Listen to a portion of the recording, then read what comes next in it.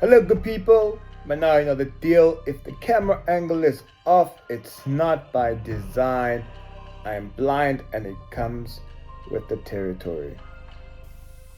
The thinking behind it. So, much of the discussion in parts of South Africa's ex-community is about the Tucker Carlson interview of Ernst Roets, right? The great white South African hope. So he made a guest appearance at Tucker Carlson's X show, which is also published on other platforms. And boy, oh boy, was he spouting off or what?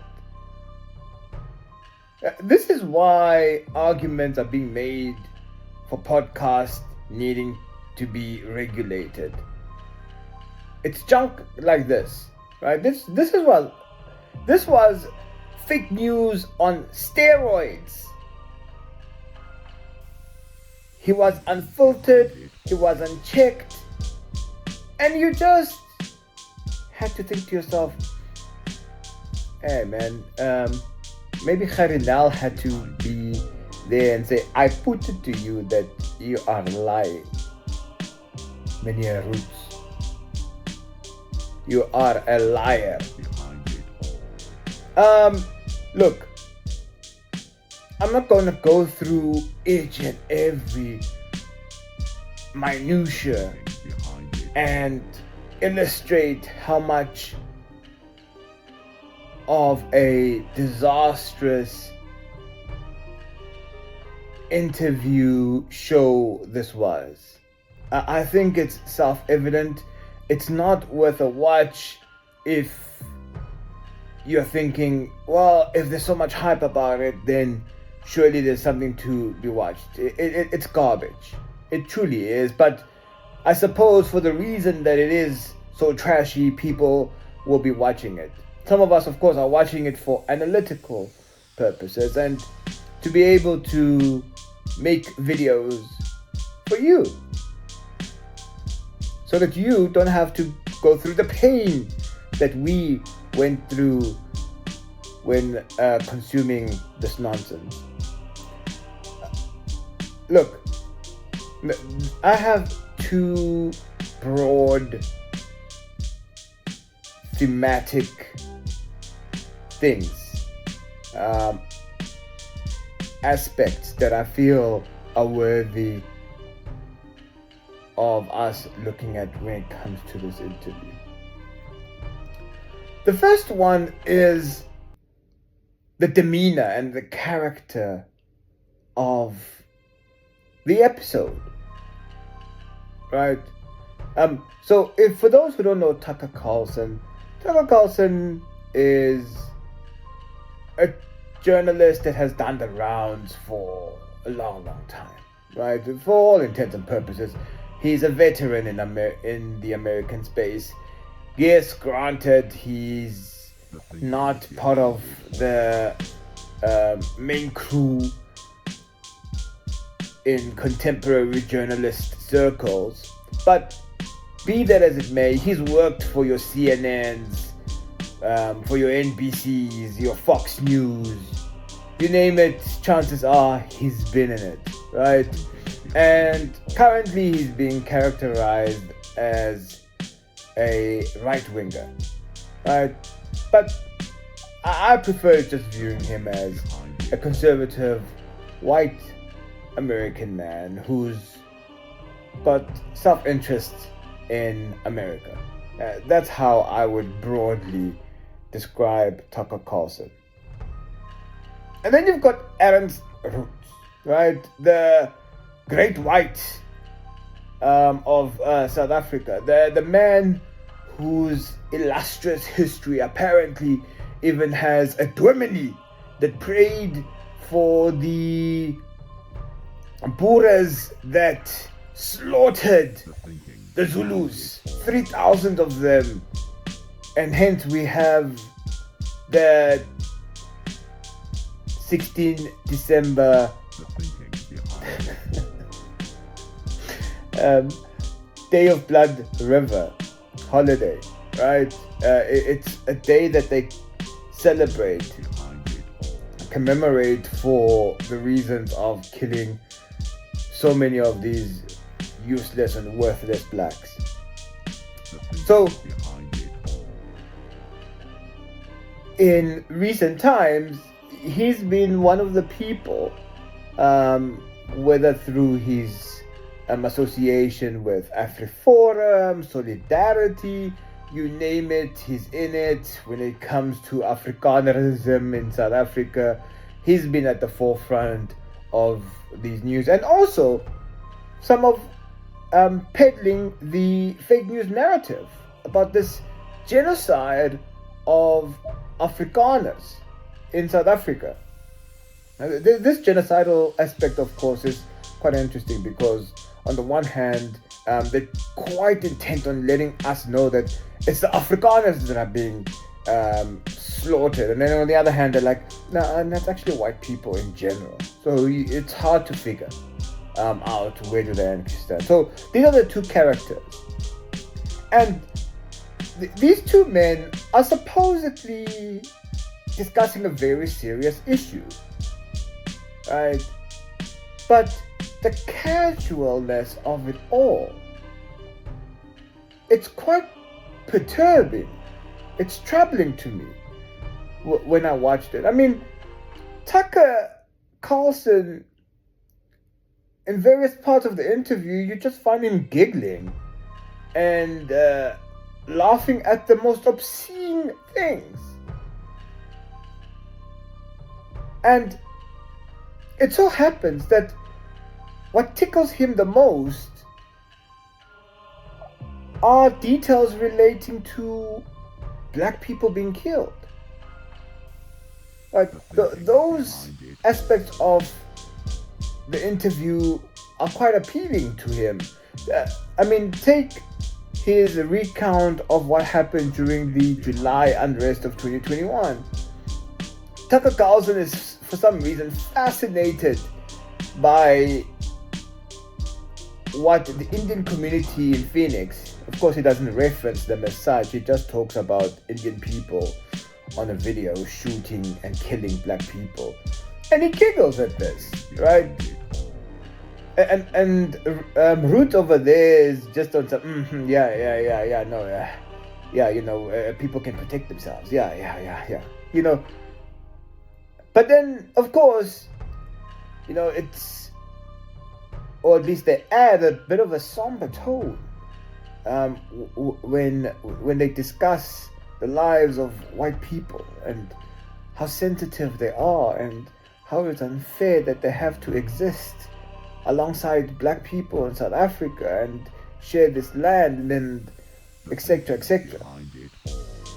Right? So that in itself, I say, is telling, right? It's one thing if you have a host that says, okay, I'm concerned about this, it's a troubling subject, because then it means that you're going to treat it delicately, and your demeanor is also going to illustrate this, especially if you're appalled by murder and you believe that white people, and as he says, Tucker Carlson, that is, that any race should not be threatened with genocide or death, you know, or violence, you know. So in that regard, then, as Tucker Carlson, you would expect him to not be salivating at the fact that black people were being killed, regardless of the circumstances. It's not something that you want to show an international audience, or any audience for that fact, that it pleases you. So it was clearly a conversation that had the feel of a social gathering, it was as though it's two friends having a beer. And unfortunately, actually, which then leads me to my second point, is evident in the quality of the conversation. Right? Two guys having a beer in a bar, right? Shooting the breeze, as they say, right? There's little attention to accuracy, no interrogation of claims, and a lot of oohing and ahhing and no, sounds about right to me. Yeah, if it's black, it's whack, and if it's white, it's all right. Yeah, you keep on going, my white brother. You go on. Yeah. No, I totally agree. Oh my word, you are so smart. Just pass me one more there. Yeah. What did you say those blacks did? Oh, Mandela. Yeah, terrible guy indeed. Yeah, I've always had my suspicions about that black one. Yeah. Who's doing this now? That's pretty much what it was. Look. That was revisionist hogwash that Roets was talking about there. He talks about, because he subscribes to this theory, and unfortunately we have characters like your Julius Malema who support these ridiculous claims of black people not being indigenous to South Africa, right? This great track from the north of Africa, and that's where black people supposedly come from, and white people, Afrikaners in particular, use this as justification to say, well, who are actually the right claimants of this land, because you blacks also then did so much wrong to the Khoisan who are indigenous to this land, and they say this nonsense, forgetting that Zimbabwe was a mighty city 1,000 years plus ago, right? There were many other communities in what is referred to as the southern region of Africa. Black communities that traded, that were quite communal. So that's the one thing. But I found it quite surprising that for Roets, he claims to be a patriot, someone who cares about this country. But he's never able to illustrate how he and quote-unquote his people have contributed to social cohesion. I mean, the man is so out of touch that he can't even remember important events in our country. For example, 27 April 1994 being the first day that we actually voted as a democratic nation. But he can remember everything else that has to do with white people or Afrikaners, particularly their suffering. He's unable to illustrate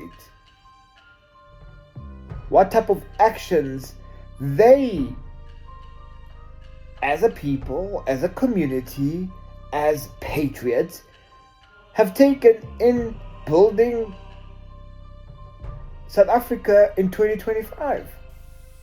The thinking behind it all.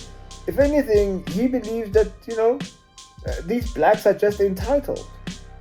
They're savagery-like in their behavior. Behind it all.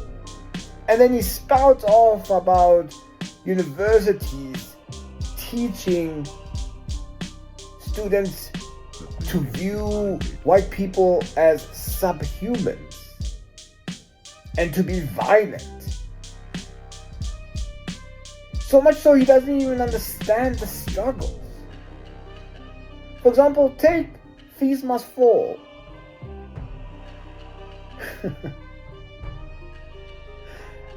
The man just views this as anarchy. Regardless of the fact that, white students benefit from fees must fall.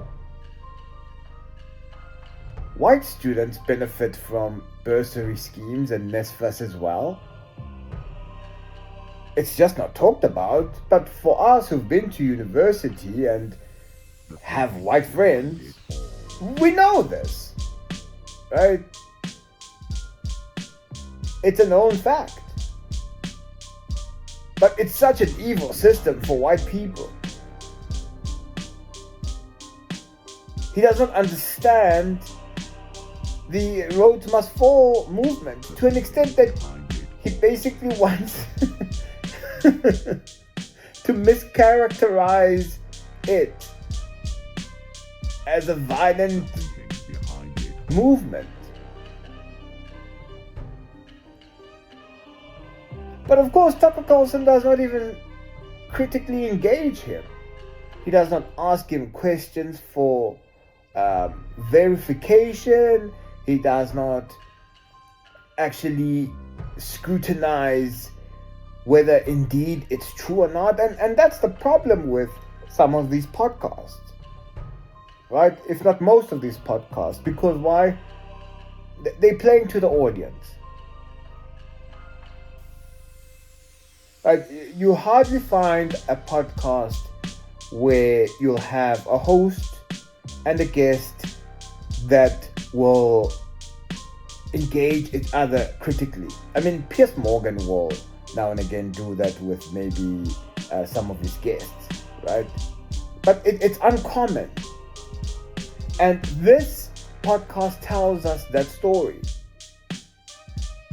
But here's the thing, and this is the kicker for me when it comes to this podcast, this particular episode, is that if you're black and South African and you watch that, you need to know that you're doomed. You're doomed. Not because you have an American and an Afrikaner talking about you in such despicable ways, right? Out of touch, without any consideration for truth, facts. No. But because you look at that and you're like, man, you have this narrative on the one hand, and then on the other hand, you have the globalist order that cares just as much about your well-being. So nobody cares. Which then raises the question, when will you start caring for yourselves? We're in this position that we are in because of the African National Congress government.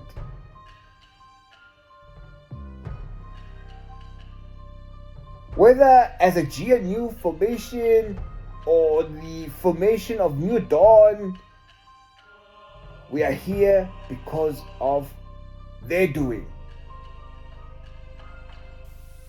The thinking behind it all. And it's the very same people who don't see any need to hold your AfriForums, your Solidarity, and your Roots type of characters accountable.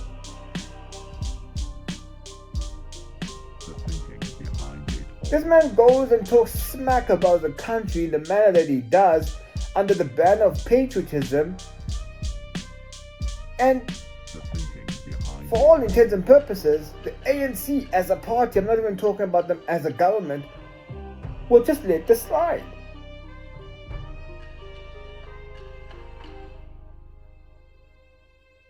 And that is what's most troubling about the situation. When you study how the Ramaphosa administration, his crew, handles various groupings in South Africa, you see the contempt for black people. Surely we have not forgotten about ethnic mobilization, when he was deliberately using tribalistic language to target Zulus in South Africa. But he went a step further. He was willing to dispatch soldiers and have them deal with poor black people in South Africa. But yet, he can't even administer the basic law in South Africa in dealing with these rebels. Because that's what they are. It's treasonous. The type of behavior that we've been seeing during the month of February going into March, it's treasonous. But evidently, this government does not have an appetite to deal with it. The thinking behind it all. And now, it's snowballing.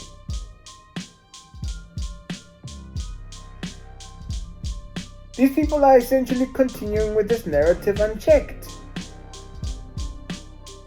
Yes, you have a couple of media houses that will have their own slant on this, but truly speaking, it's not effective. It's merely adding to the discourse and adding to the noise. What is concrete that is out there that is being done apart from the actions that have been taken by a couple of political parties to be like, we're going to open a case of treason against these individuals and organizations?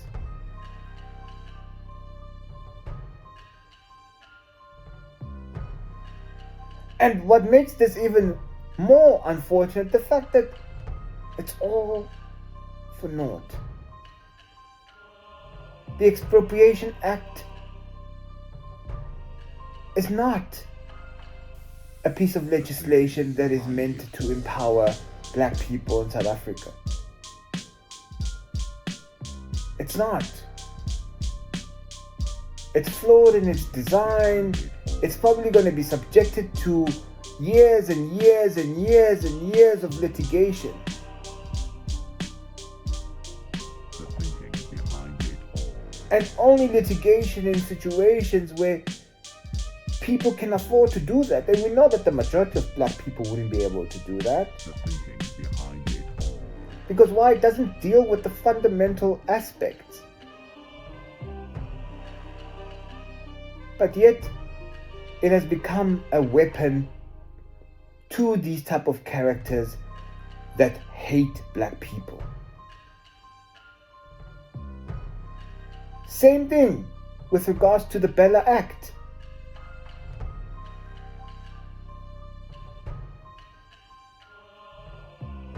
And this will be the case for other pieces of legislation. You know why? Because these are not revolutionary.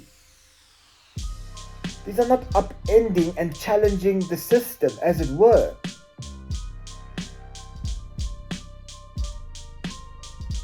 These are mere threats.